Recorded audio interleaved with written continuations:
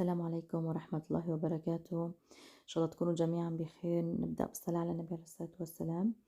اليوم رح نعمل مع بعض جاتو من غير طحين للي عندهم شوي تحسس من الطحين.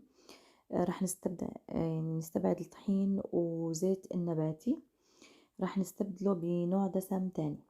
عندي أول شي 4 بيضات، عندي سكر بودرة أو بتريدوا سكر عادي بس الأفضل سكر بودرة، عندي كربونات، بيكنج باودر، كاكاو، عندي هون بتريدوا قشطة أو أي نوع من الجبنة الجبنة يعني مثل جبنة كيري أو أي جبنة تانية. هون عندي جوز، وعندي هون معلقة زبدة كبيرة. هذا الدسم اللي رح يعني نستبدله. رح نبدأ أول شي نحط البيض، السكر، الفانيلا، البيكنج باودر، الكاكاو لا، كل المكونات. والبديل للطحين هو عندي طحين اللوز أو اللوز المطحون، تحسنوا تاخدوه جاهز إذا عندكم متوفر، أو لوز بعد ما ننقعه ونقشره بنطحنه. رح نضيف كل المكونات ونخلطهم، يعني أنا ما رح أول شي أحط البيض وأخفقه بعدين يعني نفس عملية الجاتو، لا. كل المكونات أنا رح أحطها مع بعض، بس رح ننتبه مشان نشوف إني البيض ما يكون عندي فاسد. رح أخد بيضة بيضة أحطها بصحن تاني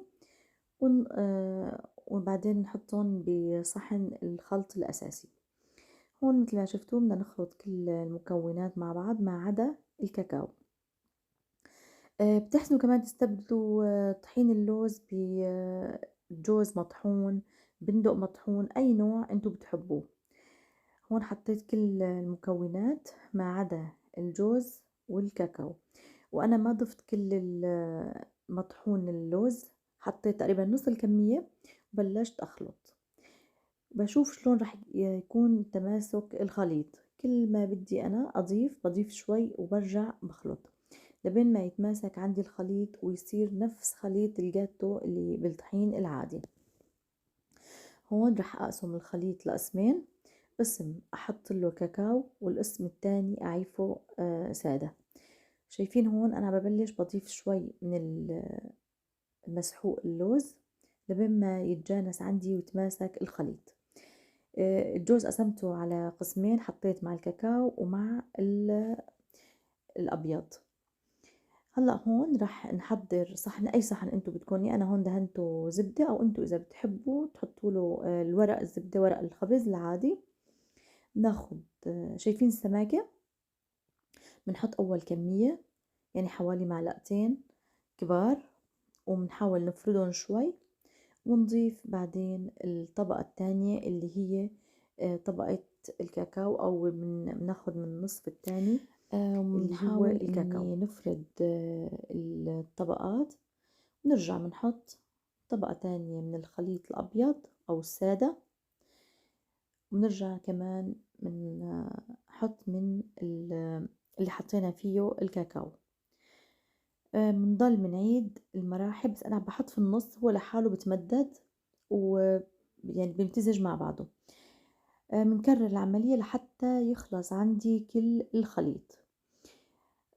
بحاول أمسده مثل ما لكم شايفين. هلأ هون انتهى عندي كل الخليط، بحاول أنظف الزوايا كلها مشان ما يحترق عندي.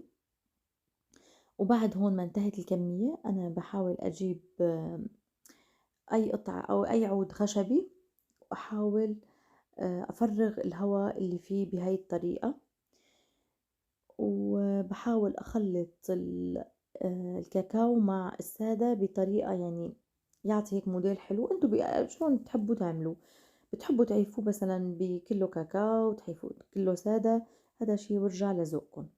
أنا هلأ هيك انتهيت وفرغت تقريبا الهواء منه. رح نحطه على درجة حرارة بين 170 لل180 بس من تحت، على درجة حرارة مثل ما قلت لكم 180، بين 170 ل 180 بس من تحت. حبنعيفه أول 40 دقيقة، وبعدين بنختبر إذا كان ناضج عنا، يعني ما يكون في شي رطب، وبعدين بنشغله من فوق. هون أنا هاي القالب صار جاهز، وعن جد يعني كتير اسفنجي ورائع. بنحاول نعيفه يبرد وبعدين منطلعه من الصحن. هلأ لو كنت أنا حطيت له ورق الخبز كنت بسهولة يعني طلعته. بصراحة إني أنا هون ندمت بعد ما إني دهنت القالب بالزبدة، كنت يعني بفضل بالأخص الصحون هيك البلور. هون رح نختبر، شايفين ما في عندي أي شي يعني كله هون جاف، يعني كله جاهز. هاي القالب هلأ برد عندي وطلعته من القالب.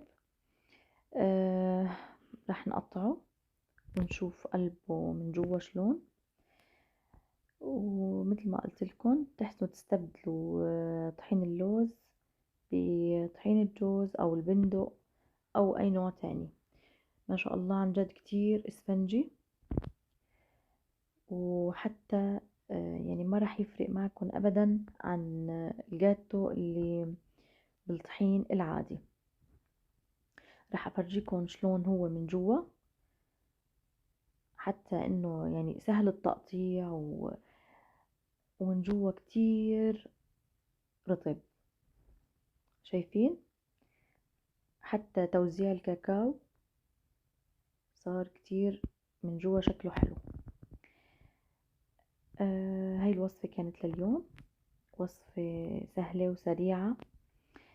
بتمنى إذا أول مرة بتدخلوا على القناة تدعمونا بلايك واشتراك وتفعيل زر الجرس، وأصدقاء القناة لا تنسونا بتعليق حلو ولايك، وانتظرونا بوصفات قادمة. كل الشكر لكم والسلام عليكم، وإن شاء الله مبارك طاعتكم ورمضان إن شاء الله سعيد على الكل يا رب. السلام عليكم.